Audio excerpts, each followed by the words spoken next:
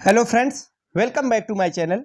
साथियों, हम लोग आरओ प्रीवियस ईयर साल पेपर को देख रहे थे और आज हम लोग देखेंगे 2013 में आयोजित जीएस के पेपर के प्रश्नों को सॉल्व करेंगे। पिछले वीडियो में हमने प्रश्न संख्या 20 तक के प्रश्नों को सॉल्व कर लिया था। आज शुरुआत करेंगे प्रश्न संख्या 21 से। 21 नंबर में पूछा गया कि निम्नलिखित युग्मों में कौन सा सही सुमेलित नहीं है। तो समाचार पत्रों का नाम दिया गया है और संपादक का नाम है। कौन सा गलत है हमको बताना है। नवजीवन महात्मा गांधी द्वारा, बिल्कुल सही है, संपादक गांधी जी थे। स्वराज अगर पत्र की बात की जाए टी प्रकाशन, यह भी बिल्कुल सही है। प्रभात की अगर बात की जाए एनसी केलकर, यह भी सही है। तीनों तो हमारा सही है, तो गलत कौन सा होगा? तो साथियों, ऑप्शन नंबर डी ही गलत होगा। ऑप्शन नंबर डी में है कौमी आवाज, दिया गया अबुल कलाम आजाद, ये गलत है। ऑप्शन नंबर डी इस प्रश्न का सही जवाब होगा। यही वाला सही सुमेलित नहीं है, ऑप्शन नंबर डी। बाकी बिल्कुल सही सुमेलित है। चलिए पढ़ते हैं अगले प्रश्न की तरफ। प्रश्न संख्या 22 में है, सूची 1 को सूची 2 के साथ सुमेलित कीजिए और सही कूट से जो है सही उत्तर का चयन करें। आइए देखते हैं। भारत मित्र सबसे पहले है। भारत मित्र, तो इसका बताना है किस भाषा में, तो हिंदी में है। हिंदी में था, 1 का 3 से सुमेल करिएगा। राष्ट्र माता की अगर बात की जाए तो मराठी में संपादित, मराठी में था। प्रजा मित्र की बात की जाए गुजराती में।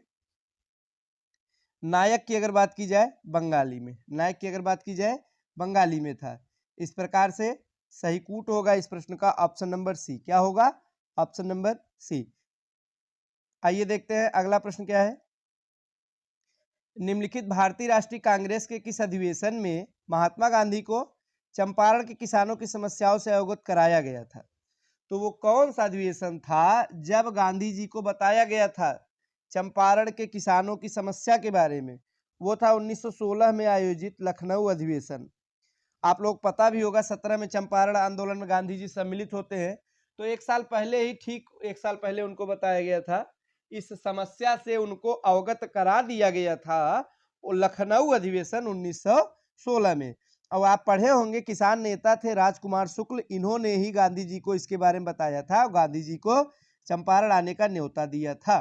न्योता देने का मतलब कार्ड छपवा कर नहीं बांटा था। न्योता देने से यहाँ पे तात्पर्य है कि बुलावा भेजा था, यानी कि रिक्वेस्ट किया गया था, आप आइए यहाँ की समस्याओं को सुलझाइए।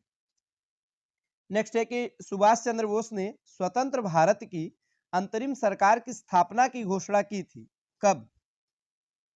1943, तो चारों डेट में आपको देखने को मिल रहा है। बड़ा बारीक प्रश्न साथियों। 21, 22, 23, 24, 4 अक्टूबर इसमें डेट दिया गया है। 21 अक्टूबर, 22 अक्टूबर, 23 अक्टूबर, 24। आपको 21 अक्टूबर डेट याद रखना है। 21 21 अक्टूबर 1943 को। ऑप्शन नंबर ए हमारा सही है। नेक्स्ट है, भारतीय राष्ट्रवाद का जनक किसे माना जाता है? भारतीय राष्ट्रवाद के जनक के बारे में बात की जाए तो बाल गंगाधर तिलक। आप लोग तिलक नाम याद रखिएगा। बाल गंगाधर तिलक को भारतीय राष्ट्रवाद का जनक कहते हैं। अब हम बढ़ेंगे अगले प्रश्न की तरफ। अब भारत के भूगोल से संबंधित प्रश्न पूछा गया है।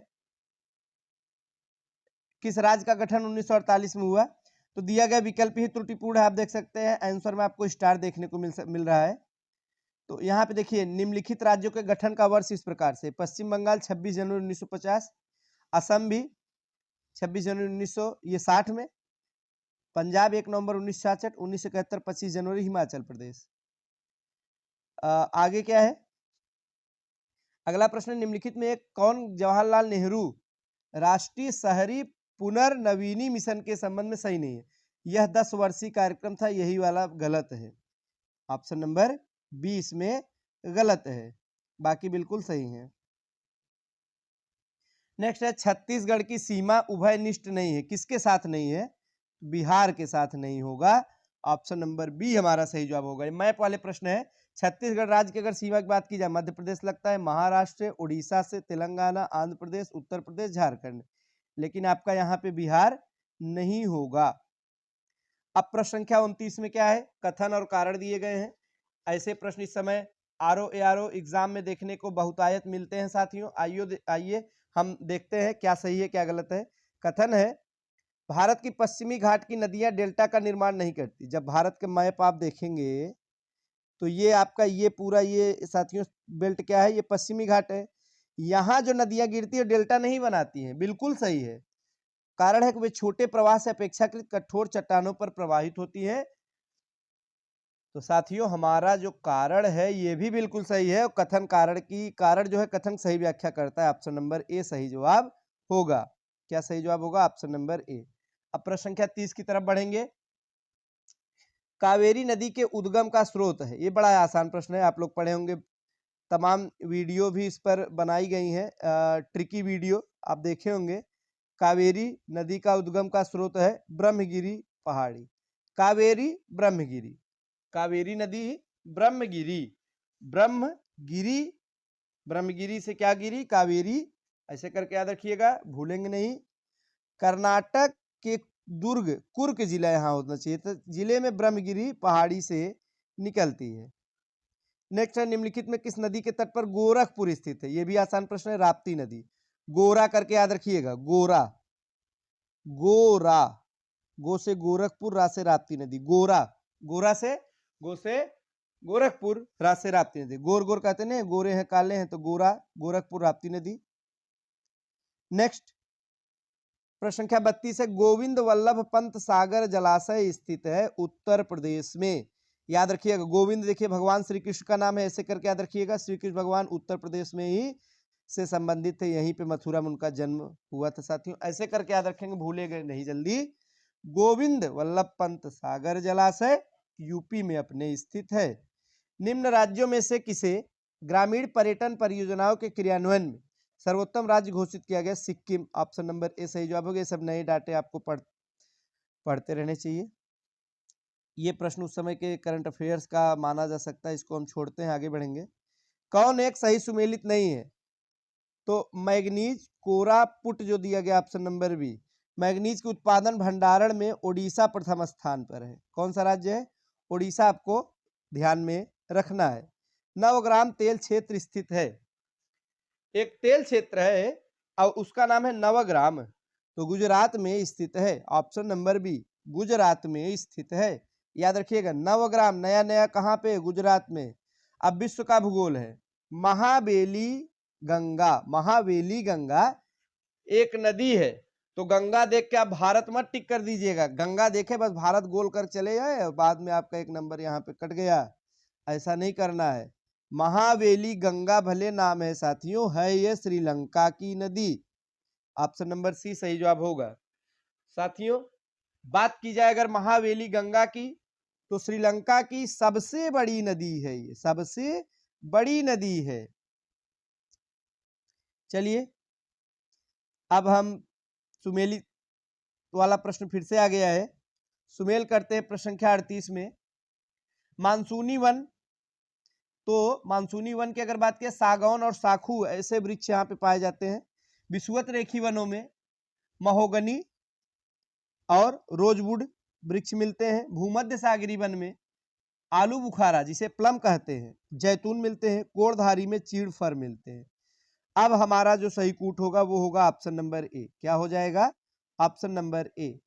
आइए आगे बढ़ते हुए हम अपने अगले प्रश्न की तरफ बढ़ेंगे। अगला प्रश्न है, 2010 में भारतीय पर्यटकों का सर्वप्रिय गंतव्य देश कौन सा था? सिंगापुर था। ये प्रश्न आपका रिपीट नहीं होने वाला है। अब मानव भूगोल का प्रश्न है कि लोक नगरीय सातत्य के विचार को उस आधार पर विकसित किया गया जो अध्ययन किए गए। मैक्सिको में अध्ययन किया गया था। ऑप्शन नंबर ए सही जवाब होगा। जाम्बिया की सीमा उभयनिष्ठ नहीं है। ये जो विभिन्न राज्यों और देशों की सीमाओं से प्रश्न पूछे जाते हैं, ये मैप वाले प्रश्न है। आपका जब मैप तैयार होगा, जैसे भारत का है, आप मैप के साथ साथ वर्ल्ड मैप आपको तैयार होना चाहिए साथियों। जब ये सब आप पूरा तैयार करेंगे अच्छे से, तो आप ऐसे प्रश्न को पढ़ने की जरूरत ही नहीं पड़ेगी, देखेंगे खट से मार देंगे। तो बोत्सवाना के साथ इसमें सही जवाब होगा, इसके साथ सीमा नहीं लगती। Option number D. अब जनसंख्या नगरीकरण का प्रश्न है, निम्नलिखित में कौन उत्तर प्रदेश का जनसंख्या की दृष्टि से सबसे बड़ा जनपद? सबसे ज्यादा जनसंख्या इस समय प्रयाग में धुआंधार जनसंख्या बस रही है साथियों। ऑप्शन नंबर सी सही जवाब होगा। इलाहाबाद। अभी हाल ही में महाकुंभ का आयोजन हुआ था, विश्व का सबसे बड़ा साथियों कह सकते हैं। एक ही जगह पर इतने लोगों की भीड़ इकट्ठा हुई, कई करोड़ लोग आए, स्नान किए।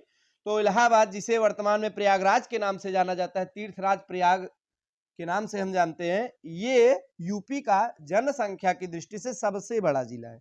जनसंख्या की बात की जा रही, क्षेत्रफल होगा तो लखीमपुर खीरी हो जाएगा। नेक्स्ट क्या है, निम्न राज्यों के निर्माण का सही आरोही क्रम क्या है? तो Nagaland, Meghalaya, Sikkim, Arunachal Pradesh, option number A. नामेसीय ऐसे करके याद रखिएगा, Nagaland, Meghalaya, Sikkim, Arunachal, Nagaland, Meghalaya, Sikkim, Arunachal, option number A. साथियों, आज के लिए बस इतना ही करते हैं, आगे भी प्रश्न बचे हुए हम लोग नेक्स्ट वीडियो में देखेंगे। मिलते हैं अगले वीडियो में, धन्यवाद।